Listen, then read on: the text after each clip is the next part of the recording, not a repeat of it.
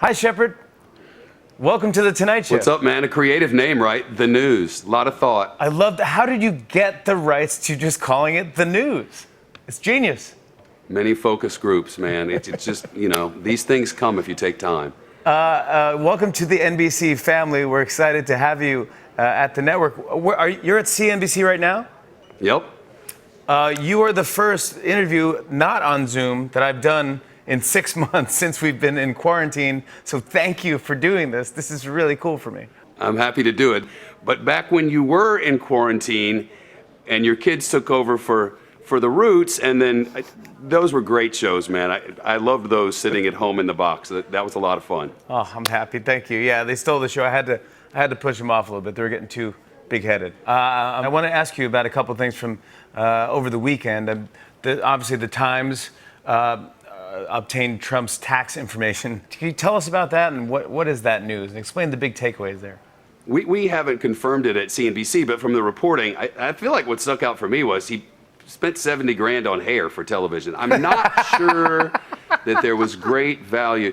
But seriously, 11 of the last 18 years, according to the Times reporting, he avoided paying taxes at all. Yeah. He had a lot more dealings with special interest groups in the United States and overseas than we knew before this reporting, though there's nothing new on any Russian parts of it all. We know that Ivanka was receiving some consulting money that cut down on his taxes.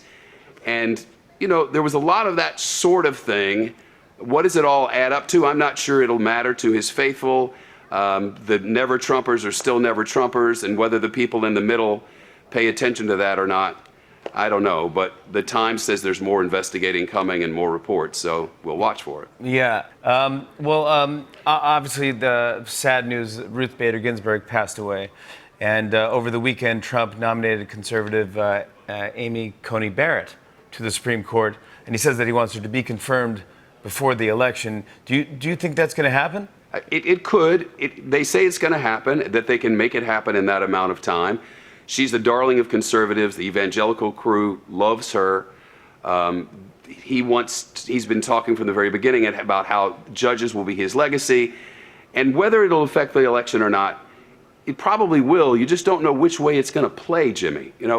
Will conservatives be so happy about it that they come out and vote for more? Or will Democrats and people on the left say, we can't let this happen again, and come out and vote in bigger numbers? I don't think we'll know till we know. Yeah. Trump is now questioning the election, the validity of the election, should he lose. Well, I'm certain. There is nothing to indicate that there's widespread voter fraud on a local level or on the national level. That's reportable and that's factual. The rest of it, I'm not exactly sure what it is he's trying to accomplish, because there is no evidence of that. I'm sure that there's some thinking that if it doesn't go well, maybe he'll be able to point to that. He made these same sorts of accusations before the last election regarding Hillary Clinton.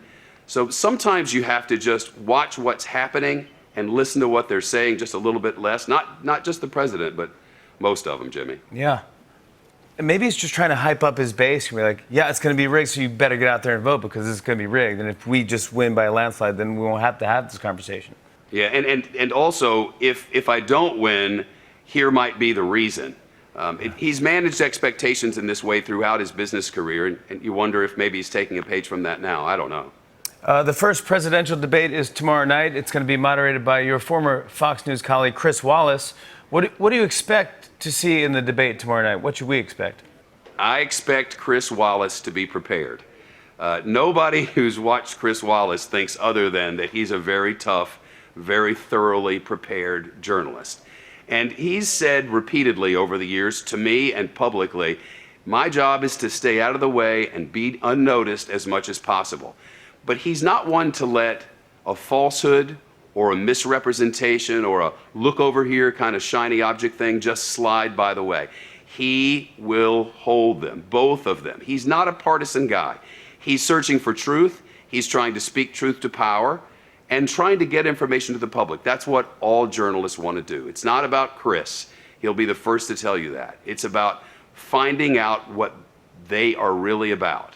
It's a good segue into your new show, You certainly couldn't have picked a more critical time in our nation's history to start your new show.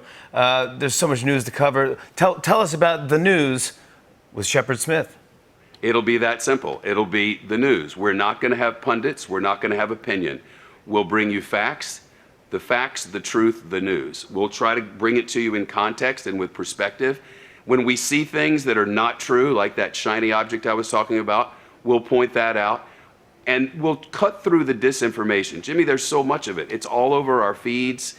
Sometimes people live in a world of just lies. And when that's happening and it rises to the public discourse, we'll point it out. Look, there was a time when all newscasts, or most of them, were just, here are the facts so you can decide for yourself. Here's what's happening in the world so you can plan for your family and your business and your community and your church. That's what we want to do. We want to be a source of truth and honesty, and we'll hold truth to power because that's our job. The Founding Fathers didn't only put journalism in the Constitution for no reason. They put it there because it's important. And journalists have a responsibility to get it right and tell it straight, and that's what we're going to do. It premieres this Wednesday at 7 p.m. You're going to be on every night.